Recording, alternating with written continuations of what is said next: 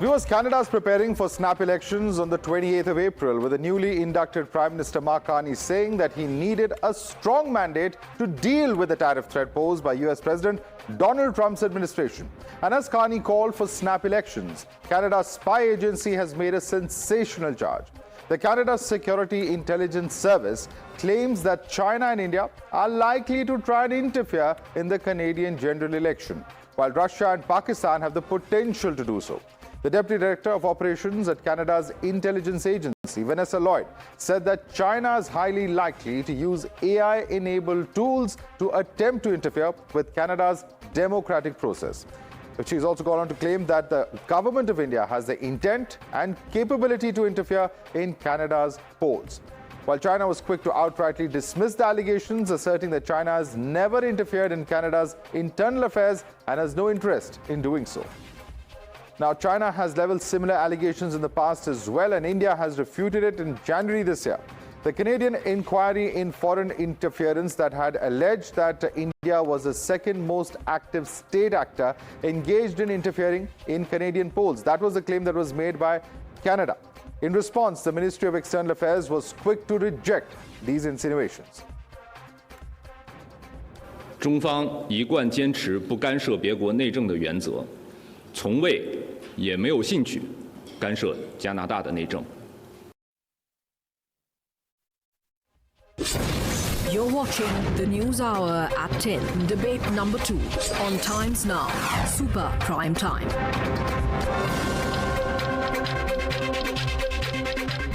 All right, joining us at the moment is Phil Gursky, former senior terrorism strategic analyst at the CSIS and president and CEO of the Borealis Threat and Risk Consulting.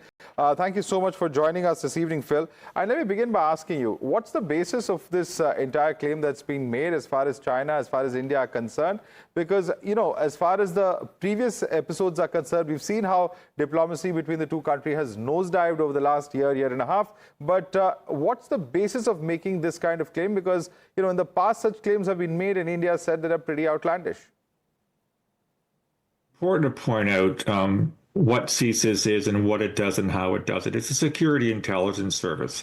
It has a legislative mandate to investigate threats to national security, one of which is foreign interference and influence under Section 2B of the CSIS Act. So what CSIS does is it collects intelligence, it recruits human sources, it goes intercepts communications under warrant, it talks to people, it assesses that intelligence for its truthfulness, it corroborates it from multiple sources, and it advises the government on what it knows. So it's not evidence in nature. That's not the intent of CSIS. That's a police matter, and CSIS is not a police body. But I can assure you that the intelligence that's passed on up the line to Canadian government officials has gone through the most serious and careful vetting possible, so that it's the best picture available at the time of what the threat to Canada is.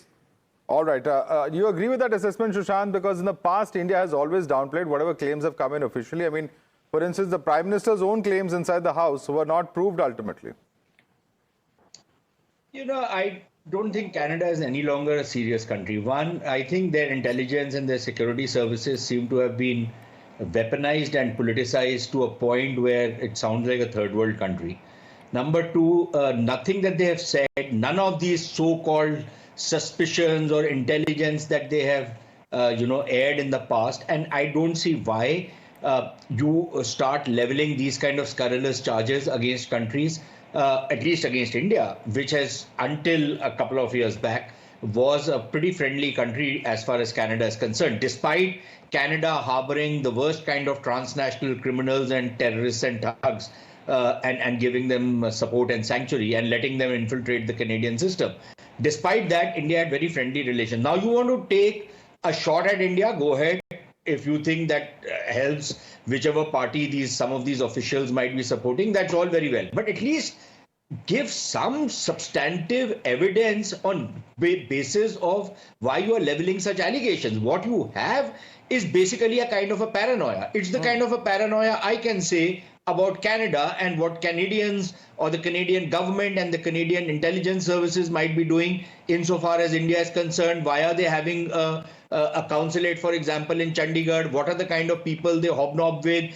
Is Canada responsible for this whole Khalistani movement? Are they funding it? I can go on and on and on. At the end of the day, I can I can air whatever suspicion I have, but I must provide some solid evidence to back what I have. And whatever reports they have produced in the past have also been only insinuations. There has never been any clear-cut charge which has been leveled against India with any kind of an evidence. So that's where we stand insofar as Canada is concerned. So, and clearly, Madhav, we don't have a Khalistan problem in Canada now. We have a Canada problem in Canada now.